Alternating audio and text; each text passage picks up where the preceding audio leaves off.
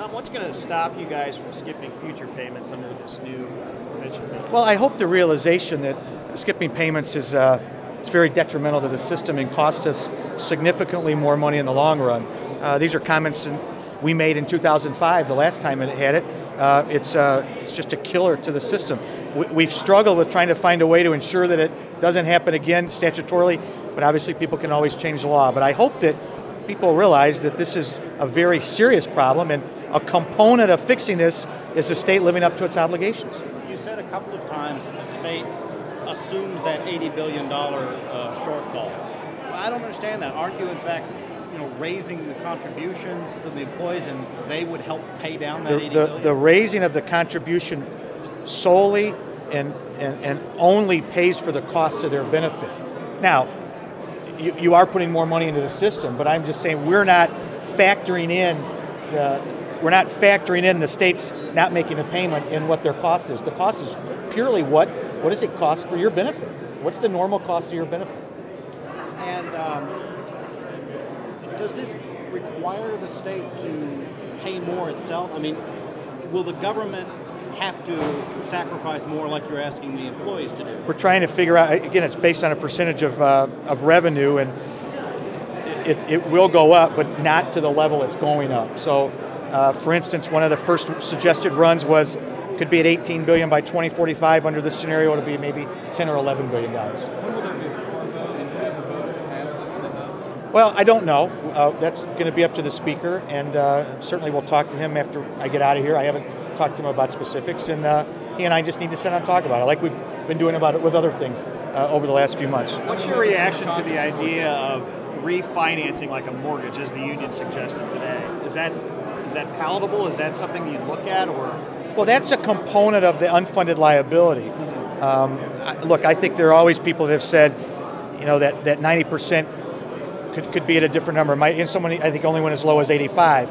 But I think where most people are focused on is what's going to be a contribution for a state employee or university employee or teacher. We now have a bill. It's a lengthy bill. It's a complicated bill. We'll go back to caucus.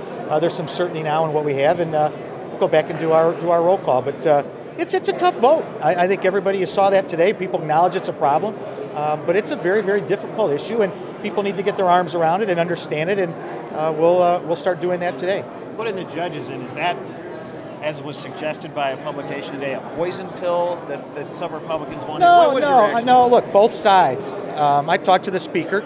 I said, a lot of our members, I've heard a lot of his members feel the same way. That excluding them didn't make sense. Everyone ought to be treated fairly. I think there's some legal concerns about that, because I think we know how they'll vote, but we'll put a severability clause in there, I suspect, and we'll address it. But I think you're going to hear that from both sides.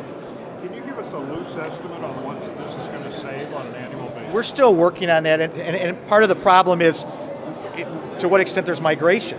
And when people leave Tier 1, you're going to see savings, and I don't think anybody has a real handle on that point. And we're working on the numbers. This thing just got finished being drafted last night. But even with that variable, it seems like you would have some sort of neighborhood figure. Yeah, we'll get you that. We don't have it. Move on also to the budget situation. Is it true that you were asked to go to a meeting and to kind of hike revenues from that original House estimate? We're not interested in hiking revenues. And so you said no, but was that true that Democrats wanted? I don't know. All I can tell you is we're not interested in hiking revenues. We made a commitment at that 33,177 figure, and I don't want to speak for the Speaker, but I think he's at that number too, and that's where we are. Have you been involved in negotiations for how to reconcile the Senate and House budget figures? There's been some discussion about reconciliation within the confines of that number, but we're not interested in going over that number. Remember, we passed a resolution, I don't think it was a bill, a resolution that said anything over that number we'd use to pay down bills. We're pretty firm and resolute in our belief that that's what we need to do. So Tom, is there some triangulation going on here because of the opposition of some of the Senate Democrats over the issue of funding human services? The African American and Latino caucuses seem pretty upset about the human service cuts. But but so is there some strategy of making up for possible votes with the Senate Republicans on that? I don't know about that. I've mainly talked with the Speaker about where we are and where he is. There had been some. I thought someone suggested while I was in there today that the Democrats may just pass this on their own over in the Senate, just pass our budget that's over there. But I'm not about to speculate on what's going to happen in the Senate. On Tier 2, is it possible that the employee contributions will also go up as they would under Tier 1 when you revise every 3 years? I don't believe so, but I'll get you an answer. I don't believe so. But thank you all very much.